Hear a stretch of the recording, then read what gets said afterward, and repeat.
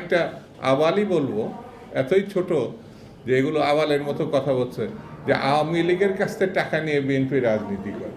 বাবা, বিএনপি যখন রাজনীতি করছে তোমার বাপেরও জন্ম হয় না, তোমার তো জন্ম হয় না। বিএনপির কি দেখছো? বিএনপি যখন রাজনীতি শুরু করছে, বাংলাদেশের কৃষকের, শ্রমিকের, মেহনতি মানুষের উন্নয়নের নেতৃত্ব দিয়েছে শহীদ জিয়া রহমান। কইছিলা বাবা, কথা বলার আগে একটু চিন্তা করবা। আমরা ভেবেছিলাম তোমরা জাতীয় রাজনীতিতে এসে একটা কিছু হবা, কিন্তু আবালের মতো কথা বললে পরে তোমাদের সম্বন্ধে মানুষের ধারণাটা কোথায় যাচ্ছে একটু ভেবে চিনতে দেখ।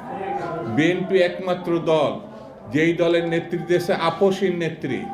বিএনপির বলো যে আওয়ামী লীগের টাকা দিয়ে রাজনীতি করছে।